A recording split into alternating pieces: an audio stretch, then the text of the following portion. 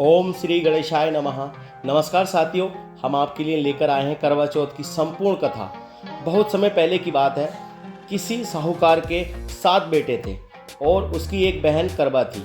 सभी सातों भाई अपनी बहन से बहुत प्यार करते थे, यहाँ तक कि पहले उसे खाना खिलाते फिर स्वयं खाया करते। एक दिन जब करवा चौथ का व्रत आया तो करवा अपने ससुराल से मायके आई हुई थी। शाम को जब भाई खाना खाने बैठे तो अपनी बहन से खाने का आग्रह करने लगे, लेकिन बहन ने बताया कि आज उसका करवा चौथ का निर्जला व्रत है और वह खाना चंद्रमा को अर्घ देकर ही खाएगी।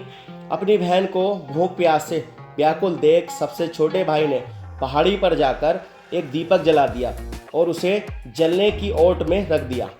वापस आकर अपनी बहन से कहने लगा कि बहन, चांद निकल गया है, तुम अर्घ देकर खाना खा लो।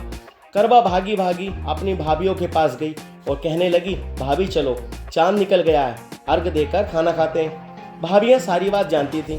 वह बोली, भाई साहब, अभी आपका चांद निकला है, आप अर्घ देकर खाना खा लो, हमारा चांद निकलने में अभी समय है। करवा बोली, बहुत ही भोली वाली भाभियों की यह बात समझ नहीं पाई और चांद को अर्घ देकर खाना खाने बैठ गई। जैसे ही पहला निवाला तोड़ा तो उसे छींक आ गई, दूसरा निवाला तोड़ा तो उसमें बाल निकल आया और तीसरा निवाला तोड़ते ही उसके ससुराल से खबर आ गई कि जैसी भी हालत में हो तुरंत अपने ससुराल पहुंचे। सेठानी करवा को विदा करने के लिए जैसे ही कपड़े निकालने लगी तो कभी उसके हाथ में काला कपड़ा आए, कभी सफ़ेद। यह देखकर सेठानी बहुत चिंता में परेशान हो गई और वह करवा से बोली, बेटा, रास्ते में जो भी मिले उन सबके पैर छूती जाना। जो भी तुझे सदा सुहागन होने का आशीर्वाद दे तो वही अपने पल्लू में गांठ बांध लेना। माँ की यह बात सुनकर करवा अपने ससुराल के लिए निकल गई। रास्ते में जो भी मिला करवा उन सबके पैर छूती गई। सभी उसे खुश रहो, सुखी रहो, यही आशीर्वाद देते रहे, लेकिन किसी ने भी उसे सदा सुहागन होने का आशीर्वाद नहीं दिया। अब करवा जैसे ही अपने ससुराल पहुंची तो घर के आंगन में छोटी ननद खेल रही थी। करवा ने जैसे ही ननद के पैर छुए तो वह बोली, खुश रहो, सुखी रहो, सदा सुहागन हो, दूधो नहाओ, पूतो फलो।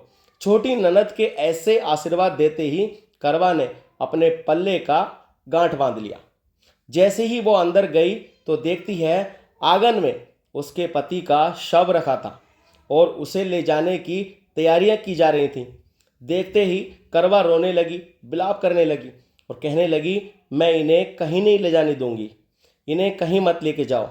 जब कोई भी उसकी बात नहीं माना, वह बोली, मैं भी इनके साथ चलूंगी। सभी ने विचार विमर्श किया और सोचा कि चलो इसे साथ ले चलते हैं। इसको साथ ले जाने के बाद साथ साथ करवा शमशान घाट पहुंच गई। जब पति के अंतिम संस्कार का समय हुआ तो वह बोली, मैं इन्हें नहीं जलाने दूंगी। सब कहने लगे, पहले तो अपने पति को खा गई, अब उसकी मिट्टी भी खराब कर रही है। लेकिन करवा ने किसी की एक नहीं सुनी। सभी लोगों ने आपस में विचार विमर्श किया और उसको शमशान में ही एक झोपड़ी डलवा दी। उस झोपड़ी में करवा अपने पति को लेकर रहने लगी। अब करवा सुबह शाम अपने पति की साफ सफाई करती और उसके पास बैठी रहती। सुबह शाम छोटी ननद आकर उसे खाना पानी दे जाती। अब वह हर महीने की चौथ का व्रत करने लगी। व्रत करती, चंद्रमा को अर्घ देती और जब पूजा करने बैठती तो चौथ माता प्रकट होकर कहती, करवो ले, घड़ी बुखारी करवो ले, भाइयों की प्यारी करवो ले। तो करवा उनसे अपना सुहाग मांगती रहती और कहती, हर महीने की चौथ माता उससे कहती, तेरा सुहाग हमने नहीं, सबसे बड़ी चौथ माता ने लिया है, उनसे अपना सुहाग मांग। ऐसा करते कहते अश्विन की चौथ आई तो करवा उनसे कहने लगी, माता, मैं 12 महीने से यहाँ बैठी चौथ का व्रत कर रही हूँ, अब तो मुझे मेरा सुहाग वापस लौटा दो।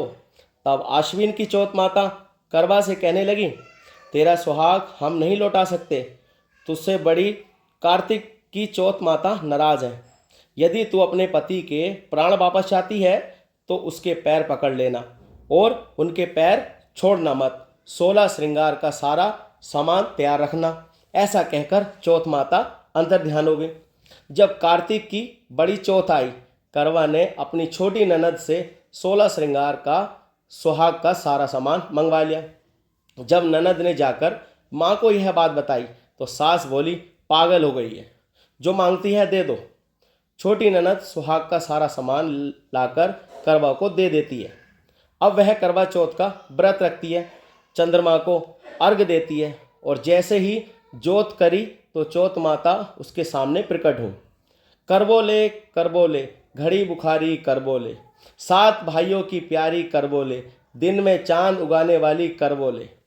तो उसने उनके पैर पकड़ लिए और बोली, माँ मेरा सुहाग मुझे वापस लौटा दो। यह सुन चौथ माता बोली, तू तो बहुत भूखी है, 7 भाइयों की प्यारी है, तुझे सुहाग का क्या काम।